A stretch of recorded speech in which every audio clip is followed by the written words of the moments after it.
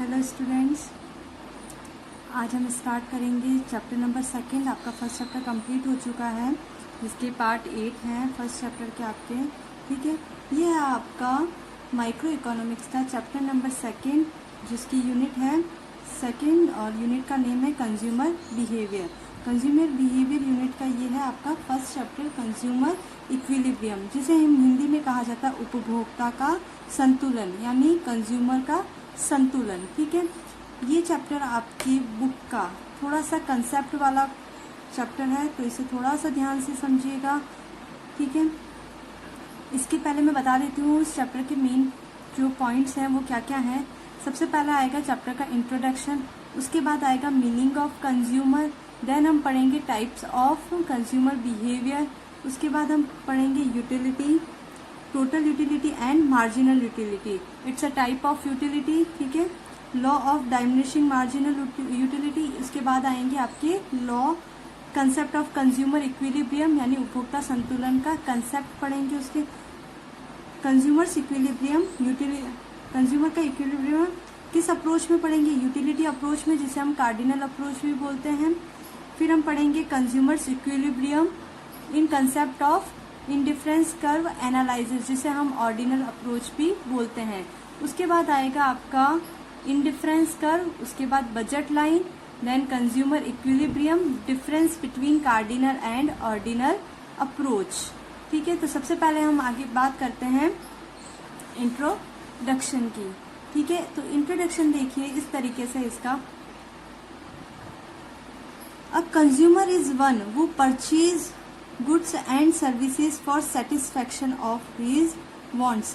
सही है, एक कंज्यूमर या एक उपभोक्ता, कंज्यूमर मीन्स उपभोक्ता, वो है जो कि अपने वांट्स को यानी अपनी इच्छाओं को संतुष्ट करने के लिए क्या करता है, चीजें खरीदता है। ठीक है, आज आप मार्केट से खाना लाते हो तो क्या करोगे, या मार्केट से कोई भी चीज खरीदते हो, क्लोथ खरीदते हो, आइसक्रीम खरीदते हो, वो क्यों, क्योंकि आप आपकी वांट्स को क्या करना चाहते हो, सेटिस्फाइड करना चाहते हो। तो एक कंज्यूमर वो है जो कि अपनी वांट्स को सेटिस्फाइड करने के लिए गुड्स एंड सर्विसेज का परचेज करता है। His main objective is to spend his limited income on different goods. उसका जो एम है वो क्या है, जो उसकी लिमिटेड इनकम है, ऑब्वियस चीज है, यानी ये क्या हो गया हमारा स्केयर रिसोर्स है, इनकम क्या हो गया हमारा रिसोर्स, और वांट्स क्या है अनलिमिटेड। ठीक है, तो limited income on different goods in such a way that he may get maximum satisfaction, यानी वो अपने लिमिटेड इनकम को इस तरह से डिफरेंट गुड्स पे स्पेंड करेगा या फिर खर्च करेगा जिससे उसे क्या मिल सके, ज्यादा से ज्यादा सेटिस्फैक्शन मिल सके, यानी ज्यादा से ज्यादा उसे संतुष्टि मिल सके। आगे हम बात करेंगे कंज्यूमर की। ठीक है, और इसकी डिफाइन भी बोल सकते हैं, अ consumer is an economic agent. एक कंज्यूमर क्या है, इकोनॉमिक एजेंट है, क्योंकि सारा लेन देन जो है वो कंज्यूमर करता है, वो चीजें, कोई ना कोई कंज्यूमर कहीं ना कहीं प्रोड्यूसर भी होता है। ठीक है, तो a consumer is an economic agent who buys goods and services for the direct satisfaction of his wants. ठीक है, ऊपर वाले डिफाइन को थोड़ा सा टर्न किया है इसने नीचे ट्विस्ट में। नेक्स्ट सेकंड है, the objective of a consumer is to get maximum satisfaction from spending his given income on the different goods and services given prices। ठीक है, यानी एक जो कंज्यूमर होता है उसका उद्देश्य क्या है, मैक्सिमम सेटिस्फैक्शन क्या है, यानी अधिकतम संतुष्टि को प्राप्त करना।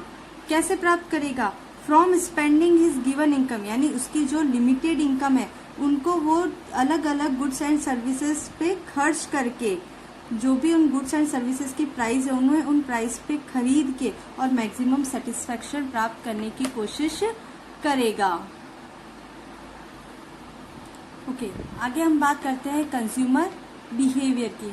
ठीक है, कंज्यूमर बिहेवियर के 2 टाइप्स हैं हमारे पास, यूटिलिटी एनालिसिस, यूटिलिटी का मतलब होता है उपयोगिता। ठीक है, किसी भी चीज की उपयोगिता, utility analysis and indifference curve analysis. ठीक है, यूटिलिटी एनालिसिस को हम क्या बोल सकते हैं, कार्डिनल एनालिसिस भी बोल सकते हैं, और इंडिफरेंस कर्व एनालिसिस को हम बोल सकते हैं ऑर्डिनल एनालिसिस। तो सबसे पहले हम लेंगे यूटिलिटी एनालिसिस, और यूटिलिटी एनालिसिस पढ़ने से पहले हम कुछ इसके बेसिक टर्म जान लेते हैं कि यूटिलिटी क्या होती है। एनालिसिस बाद में करेंगे, सबसे पहले हम जानेंगे यूटिलिटी का मतलब क्या होता है। ठीक है, तो देखिए यूटिलिटी का मतलब,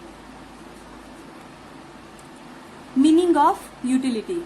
utility means power of any commodity to satisfy want.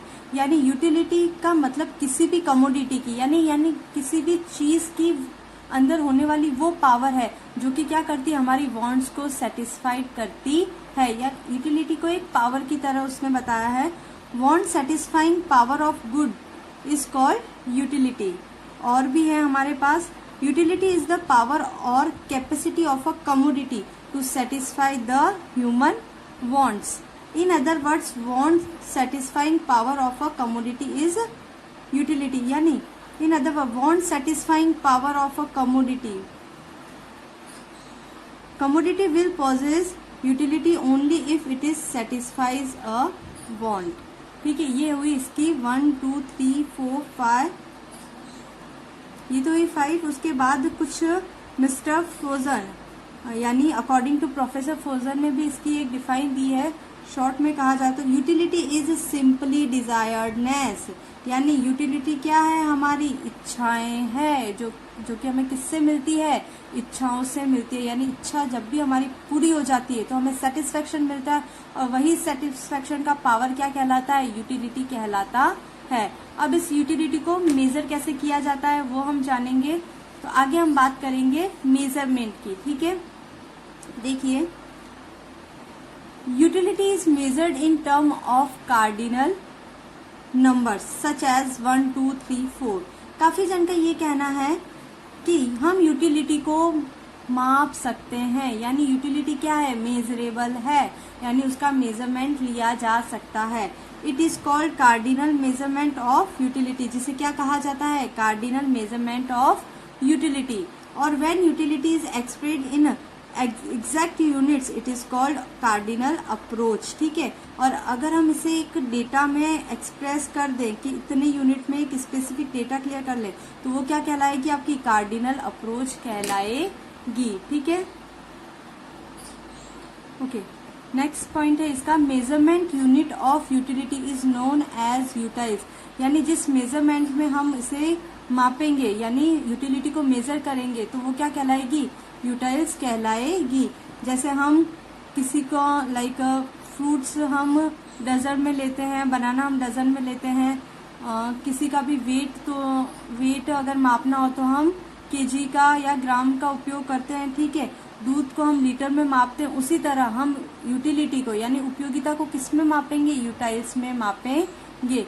कि हमें एक टमाटर खाने से एक उपयोगिता मिली, 2 उपयोगिता मिली या 3 उपयोगिता मिली। ठीक है, utility of a commodity is also expressed in term of money which a person is ready to spend. आगे वो बात कर रहा है कि यूटिलिटी जो है वो किसके टर्म पे डिपेंड करती है, वो मनी के टर्म पे भी डिपेंड करती है। सिंपल वर्ड्स में अगर कहना चाहूँ तो जो चीज जितनी महंगी है, वो कहना चाहता है जिस चीज के पैसे हमने ज्यादा दिए हैं तो उस चीज से मिलने वाली यूटिलिटी भी क्या होगी, ज्यादा होगी। यहाँ पे मैं बात करूं अगर बासमती राइस की और एक सिंपल राइस की, ठीक है, तो बासमती राइस से मिलने वाली यूटिलिटी ज्यादा होगी कंपेयर टू सिंपल राइस से मिलने वाली यूटिलिटी से। क्यों? क्योंकि उसके पैसे ज्यादा हैं, उसकी क्वालिटी है। ठीक है, when utility is expressed in ranks, अगर यूटिलिटी को हम रैंक में मापें, ठीक है, रैंक यानी फर्स्ट रैंक दे दिया, सेकंड रैंक दे दिया, जैसे बासमती को फर्स्ट रैंक दे दिया, इंडिया गेट को सेकंड रैंक दे दिया, ठीक है, तो it is called ordinal utility. तो इसे क्या कहा जाएगा, ऑर्डिनल यूटिलिटी कहा जाएगा। आगे पढ़ते हैं हम कैरेक्टरिस्टिक्स ऑफ यूटिलिटी, यानी इसकी विशेषताएं। यूटिलिटी इज सब्जेक्टिव, यूटिलिटी क्या है, सब्जेक्टिव है। It is depends upon intensity of wants, जो कि किसके ऊपर डिपेंड करती है, पूरी वॉन्ट्स की हमारी इंटेंसिटी पे डिपेंड करती है। नेक्स्ट आता है यूटिलिटी इज वेरिएबल, यानी यूटिलिटी जो है वो चेंजेबल है, वेरिएबल है। Variable means changeable.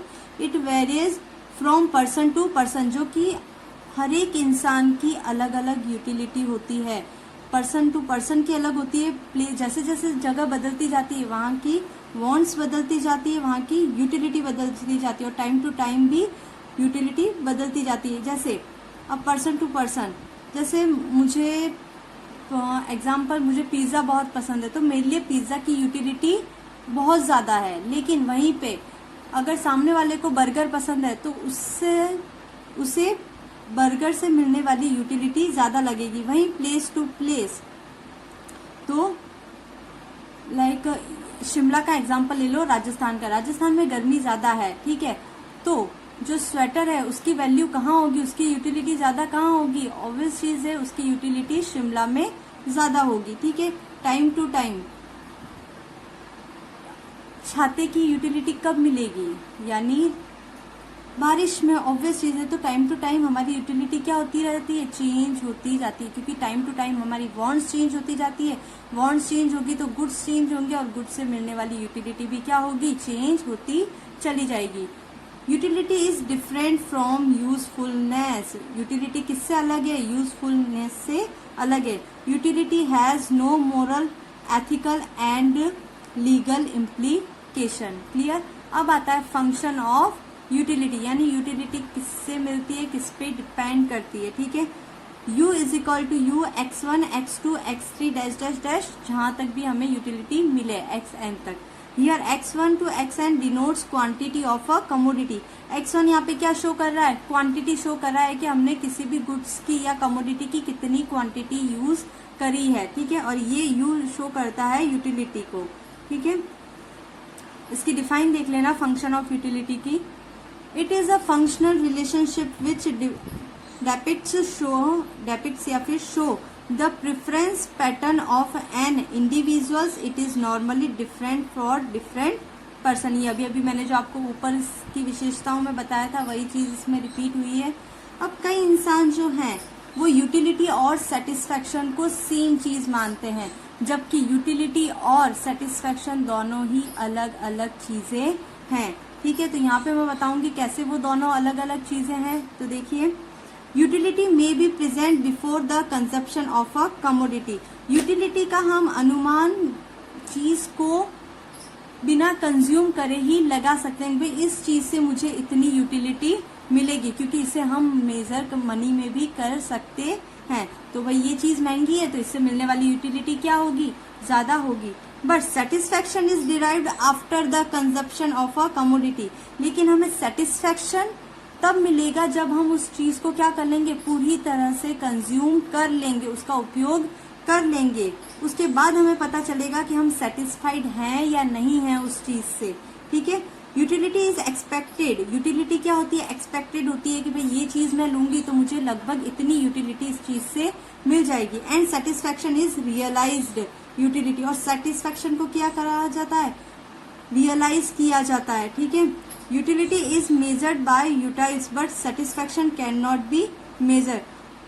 Utility is measured by utils. Utility को माप सकते हैं लेकिन सेटिस्फैक्शन को हम नहीं माप सकते हैं।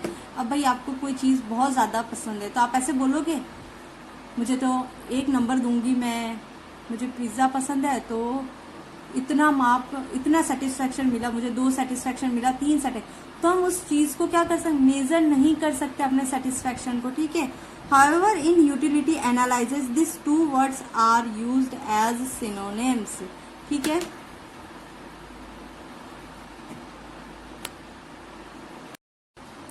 ये है आपका टेबल का डायग्राम, ठीक है। ये पार्ट ए है डायग्राम का और ये पार्ट बी है, ठीक है। डायग्राम का part A and part B. देखिए part A and part B में टेबल के थ्रू समझेंगे हम इसे, ठीक।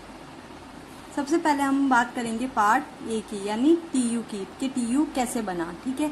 ये है मेरा OX और ये है मेरा OX एक्सेस, ठीक है। OX एक्सेस पे मैंने लिए हैं कमोडिटी X के यूनिट्स, यानी यूनिट्स ऑफ कमोडिटी X, ठीक है। और यहाँ पे ओ वाई पे मैंने लिए है टोटल यूटिलिटी। अब देखिए जहाँ पे मेरी कमोडिटी एक्स ज़ीरो है वहाँ पे उससे मिलने वाली यूटिलिटी क्या है, ज़ीरो, तो ज़ीरो। ठीक है, 1 पे मुझे कितनी यूटिलिटी मिल रही है, 20, टोटल यूटिलिटी कितनी हो रही है, 20, तो 1 पे मुझे टोटल यूटिलिटी 20 मिल रही है। ठीक है, देन 2 पे मुझे टोटल यूटिलिटी मिल रही है 35, तो 2 पे मुझे टोटल यूटिलिटी मिल रही है ये 35। ठीक है, उसके बाद मुझे 3 पे मिल रही है 45, ये मेरा 3 और ये 45। ठीक है, उसके बाद 4 पे मुझे मिल रही है 50, ये 4 और ये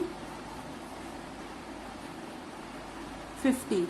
अगेन मुझे 5 पे भी सेम में मिल रही है 50, और उसके बाद क्या हो रहा है, डाउन होना स्टार्ट हो चुका है। ठीक है, तो 6 पे मुझे मिल रही है वापस 45 एंड 7 पे मुझे मिल रही है वापस 35।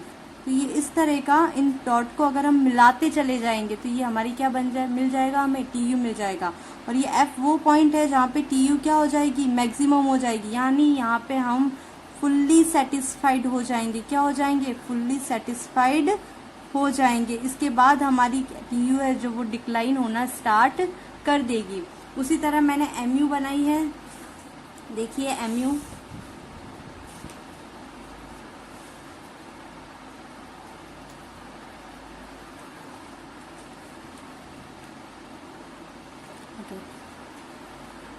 ओ वाई पे सेम मैंने मार्जिनल यूटिलिटी ली है एंड ओ एक्स एक्सिस पे मैंने यूनिट ऑफ एक्स कमोडिटी लिया है। ठीक है, यहाँ पे देखिए हाईएस्ट कितना आ रहा है 20, तो मुझे 5 का गैप लिया मैंने, 0, 5, 10, 15, 20, और माइनस में 2 डिजिट्स आ रही है, -5 एंड -10, -5 एंड -10। सबसे पहले मुझे 0 कमोडिटी पे कितने एम यू चेंज आ रहा है, 0 का चेंज, तो 0। ठीक है, उसके बाद 1 पे 20, ठीक है, 1 पे 20, उसके बाद 2 पे 15, ये 2 पे 15, 3 पे 10, ये 3 पे 10, 4 पे 5, 4 पे 5, 0 पे 0। ठीक है, यानी 5 पे मुझे क्या मिल रहा है, 0 मिल रहा है, ये रहा 0। ठीक है, M U is equal to 0।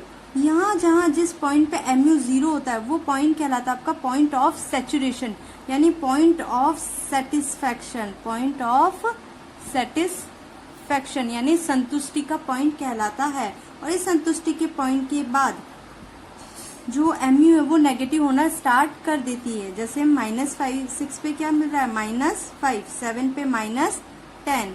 ठीक है, तो ये जो टेबल जो ये पूरा जो डायग्राम बनेगा वो आपका ये पूरी एक सिमिलर लाइन में आएगी। ठीक है, क्योंकि इनके बीच में हमें रिलेशन बताना होता है कि किस में कितना चेंज आने की वजह से किस में कितना चेंज आता है, क्योंकि एम यू और टी यू एक दूसरे से जुड़े हुए हैं। ठीक है, तो देखिए, और ये भी जो गैप है 1 का, 2 का, 1 to 7 का, वो सेम होना चाहिए आपका गैप। ठीक है, इनके गैप में कुछ चेंज कर सकते हो, लेकिन ये जो लाइन है वो सिमिलर आनी चाहिए और ये लाइन भी इक्वल गैप में होनी चाहिए।